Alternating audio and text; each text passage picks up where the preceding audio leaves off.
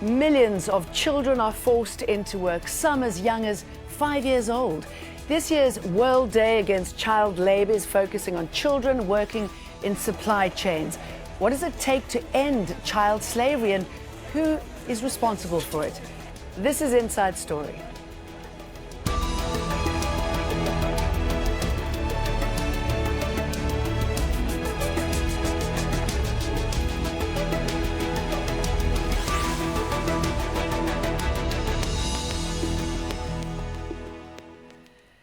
Hello, welcome to the programme. I'm Jane Dutton. Almost 1 in 10 children wake up every morning and go to work. They slave away in factories and fields as maids and sex workers. The United Nations specifically guarantees the rights of a child to be protected from economic exploitation. But vague laws or sometimes a complete lack of legislation mean that millions of children find themselves at work when they should be at school, often in hazardous conditions.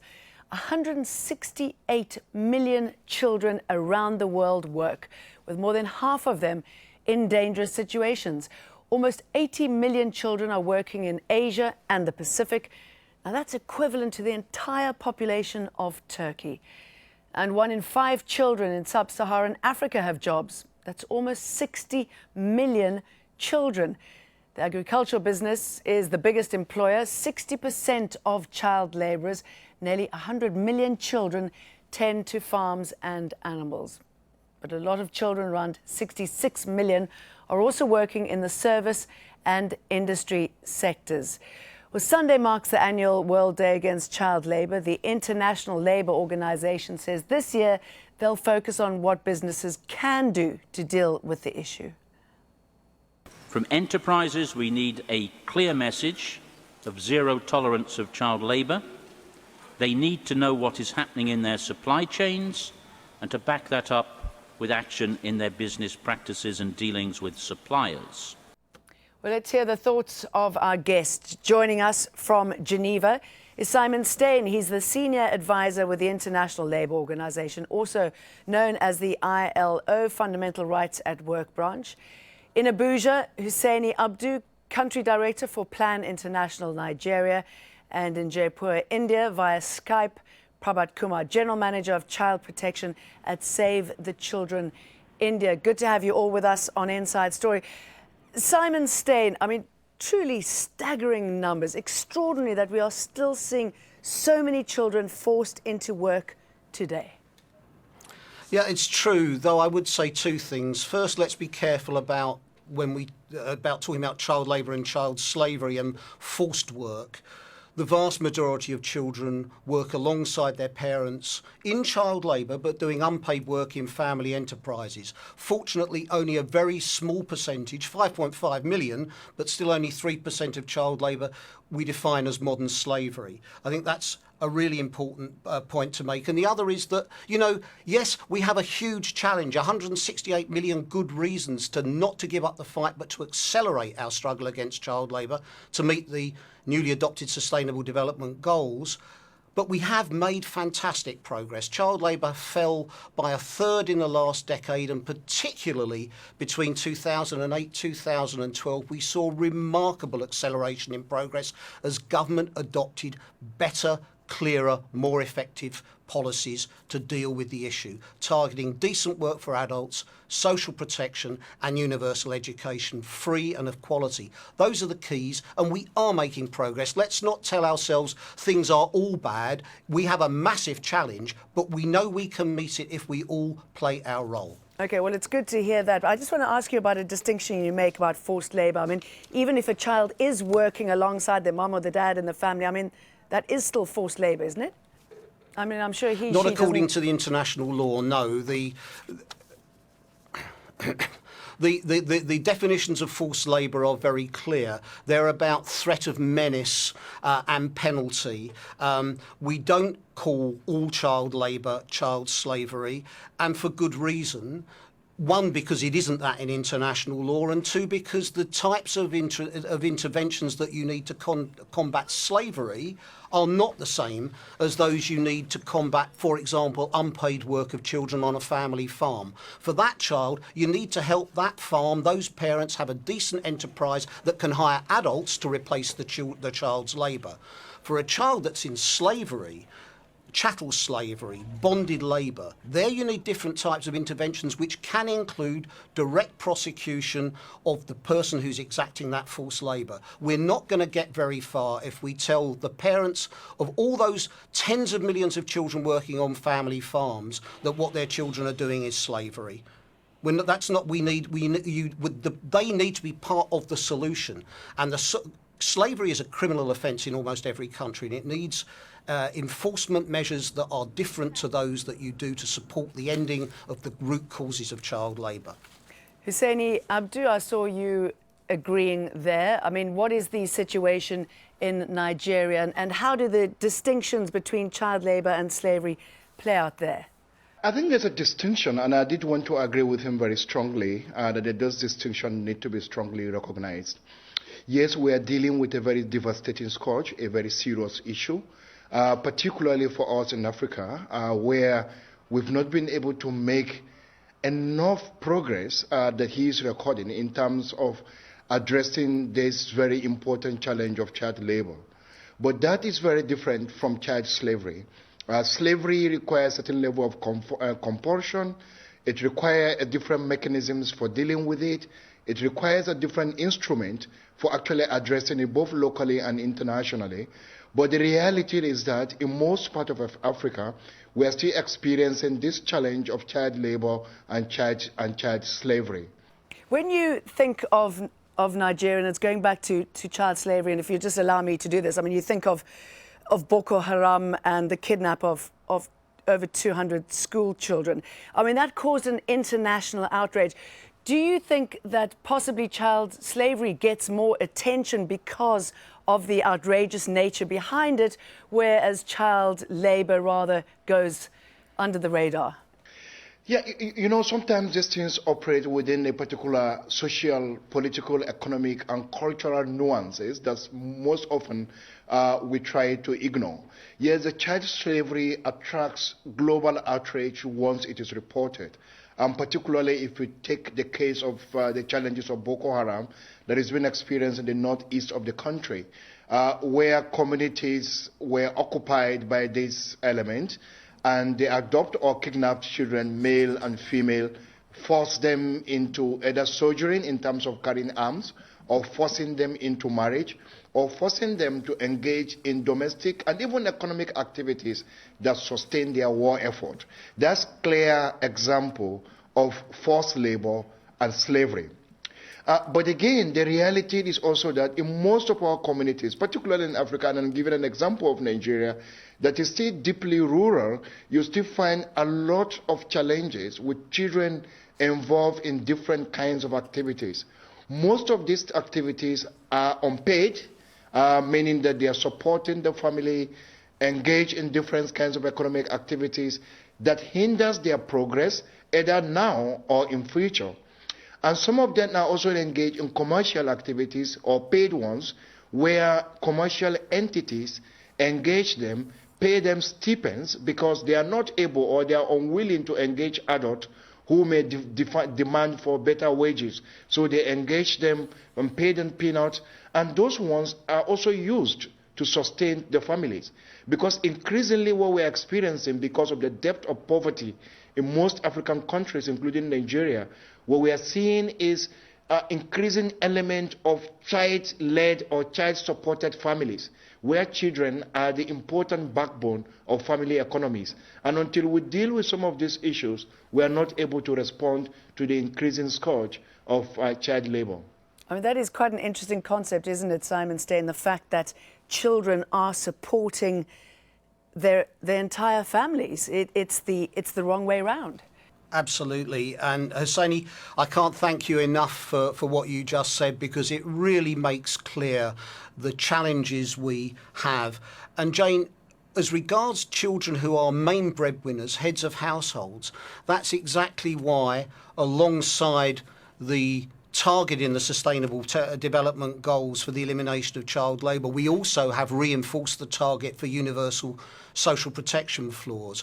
It is outrageous that in today's world, in 2016, there are people who expect children to work themselves out of poverty. It's the responsibility of governments to ensure that there's basic social protection so that that just isn't necessary. Now, that's a massive challenge, and it requires greater justice in the global economy for it to be able to take place in all member states. But it is a clear commitment of every member state of the United Nations and of the ILO to develop and institute a social protection floor so that children are not forced to work simply because of lack of income. That has to end. I mean, and it's a challenge. How do you work yourself? Set ourselves, we have to meet it. How do you work yourself out of poverty? Because so many of these children are not able to be educated. There's not enough time for education. There's possibly no incentive to educate these kids. I couldn't agree more. You're absolutely right. In fact, the notion that children can work themselves out of poverty is really an oxymoron. The fact is that what happens with child labour in the vast majority of cases is that child labour either prevents access to education or damages the ability to access education. And the result of it is that the next generation, those children grow up to be adults without the skills needed to compete in a modern economy, to get access to decent work, to be more productive, to get better paid, and they will then send their children to work to supplement family incomes and next generation. This intergenerational production of poverty and social exclusion, we have to break it. And the way we break it is by promoting decent work for adults and youth of working age, those who are of an age old enough to work, social protection floors that stop this dreadful poverty and income insecurity that drives it, and by ensuring that every child can go to school free, not with hidden costs, free. That's a human right. Those three human rights together, that's what will eliminate child labour. We have a job to do. We need to get on with it. Hussaini, what do you see as the social impact of child labour? And does it become self-perpetuating? So when a child does grow up, they've been exposed to working as a youngster themselves, so therefore they see nothing wrong with employing their son, daughter to start work from an early age. You know, I absolutely agree with him that the way to go is to have a more systematic approach to the challenge. And that systematic approach means that we must design the mechanisms for responding to these issues. And the best mechanism and approach to this is having an effective social protections that will protect children, the vulnerable children, from engaging in economic activities that are supposedly designed to support families. Most time when we talk about child labor and its impact, we are quick to look at what is happening now in terms of the number of children being engaged, the kind of hazardous work they are doing, where they are doing hazardous work, or how children are on our streets supporting the family and all that. We never try to look at the long-term implications of actually child labor. And what it does, unfortunately for us, is that the more children get involved, the more we continue to threaten their livelihood now and in future, and that could have a very devastating impact on the economies of these countries, because the children are not able to get better skills, they're not able to go to school because they are involved in other economic activities, they are not able to get better paid because they are children and the work they are doing is illegal and their employers are illegally operating and giving them stipends, and at the end of the day, they are not able to address the fundamental question of poverty today, and therefore also contributing to poverty in future. And so it's important to look at these implications from these two perspectives, the today's perspective and the tomorrow's perspective, which is the perspective of the future. Okay, let's bring in Prabhat. Kumar, I haven't been ignoring you, Prabhat. We just had a few Skype issues there. What is the situation in India as far as child labour is concerned, and the specific focus of your work at the moment? If you look at in India, we have seen drastic reduction in child labor in past 1 decade, but we call it two aspects of that. One, if we look at, there is forced labor, so there is significant reduction in forced labor or what we call as hazardous labor. But there are a number of children who are getting into the hidden workforce, the marginal worker, the children who are engaged into work for less than 6 months a year. So those children numbers are increasing at the same time. So we need to look at our policies from both the angles. While there is a positive side to it, there is side we need to work to ensure that children get their rights. All right, let's quickly shift our focus to Paraguay. Thousands of young girls work as maids in Paraguay. Human rights groups say it is modern-day slavery. Al Jazeera's Teresa Bo reports. Juana Cardoso has been working as a maid for 2 years. She's 13 years old. We met her in a market in Paraguay's capital, Asunción. She is what is known here as a criadita, or little maid. They are children who live in a foster home and pay with domestic work for food, shelter, and the possibility of an education. My mother couldn't keep me because they are extremely poor, so she sent me away. I live in a house and I work also here for the woman that helps me, but they allow me to go to school, and that's very important to me. Human rights organizations say that Juana's situation is exploitation, and even though the practice is illegal, it is culturally accepted all around the country. In this market, everywhere you look, there are children working. Many of them are afraid to speak because they fear the consequences. In Paraguay, around 47,000 children work as housemaids in exchange of shelter and food. Some are as young as 6 years old. Bartola is 14. We visited her in the house where she lives. She cleans and helps around the house. We ask her whether she considers herself a little maid. Yes. I had to leave my house because my parents abused me. So I live here. At least I'm still in school. Recent reports of abuse have raised awareness about Paraguay's criaditos. A little girl was beaten to death earlier this year by her caretaker. A boy also ended up in the hospital. Tina Alvarenga was a criadita for 8 years. Her family sent her away to a middle-class family when she was 10. Now, she's fighting to raise awareness on the issue. Once they used a belt and started beating me because I had a problem at school. It never got worse than that because I was always on guard, but abuse is generally a norm. The excuse is that children will be better taken care of, but that's not true. Children suffered. I suffered. The problem, NGOs say, is that the state has no information about where the children are living, and that's why they're struggling to change the law. The practice is illegal, but the law is not specific enough, so there are many ways around it. We need to specifically address the issues so we can fight it. The problem is the lack of presence of the state when protecting children. Juana is just one among thousands. She dreams of becoming a surgeon. But in the meantime, her work as a maid is her only chance to survive. Teresa Bo, Al Jazeera, Asunción.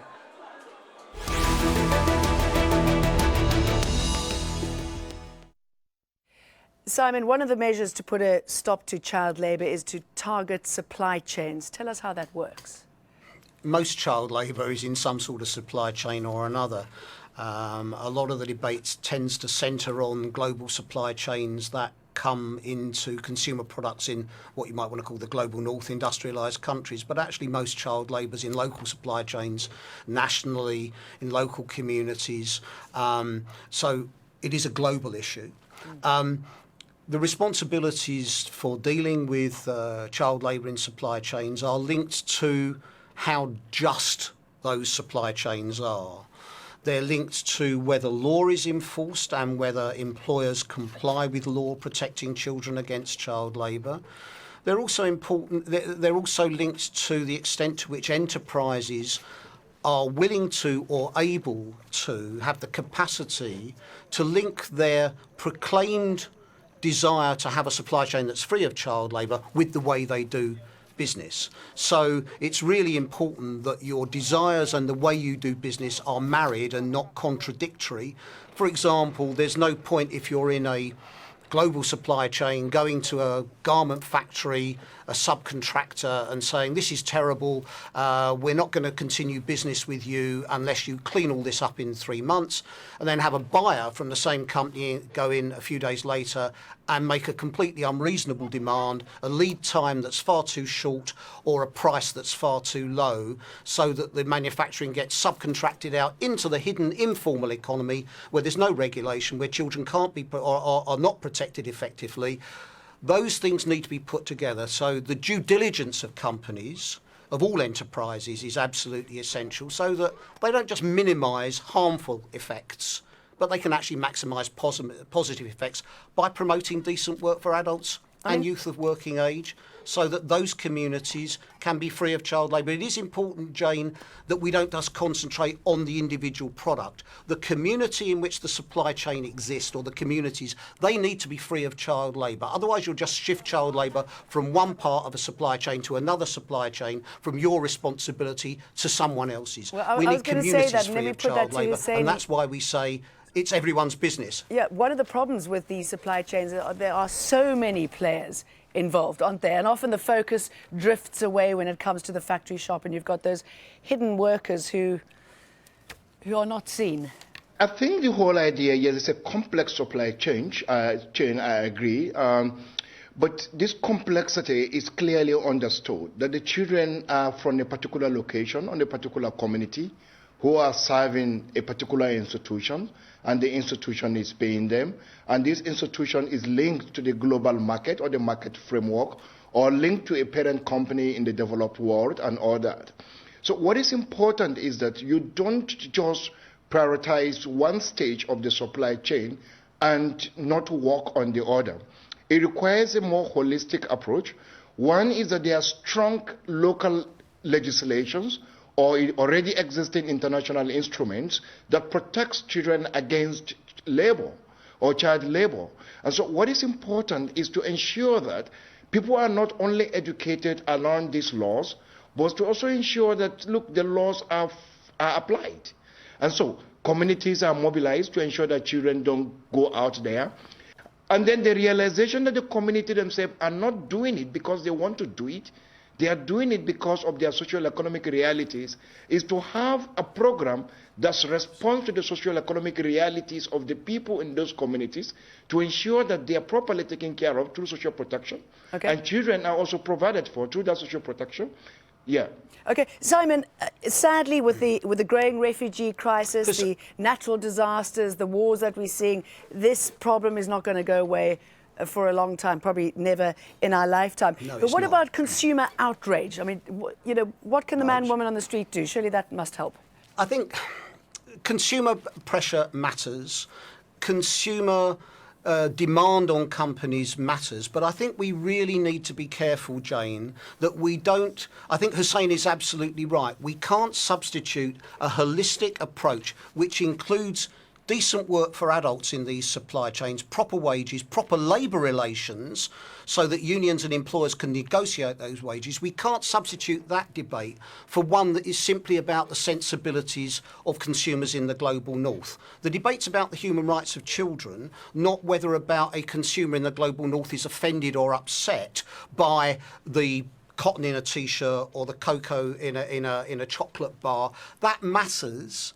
But frankly, what matters most is compliance with law, strong enforcement of the rule of law, and well-functioning labour relations systems, and the formalisation of the informal economy where most child labour takes place.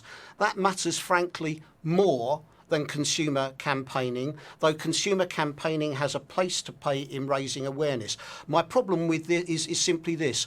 Let's put it this way, and Hussaini and Prabhat will probably recognise what I'm saying here. We can't just be concerned about cotton and chocolate and sugar that gets into global supply chains in the north. We also need to be concerned about sorghum and millet, which is only traded in the local economy. Okay, Simon, I'm afraid we're going to have to leave it there. Apologies, we have run out of time. Have exactly the same human rights as everybody else. Okay, noted. Thank you very much for sharing your experience on this tricky subject. Simon Steyne, Hussaini Abdu and Prabhat Kumar. And thank you too for watching. You can see the program again anytime by visiting our website, aljazeera.com. And for further discussion, please go to our Facebook page. That's facebook.com/AJ Inside Story. You can also join the conversation on Twitter.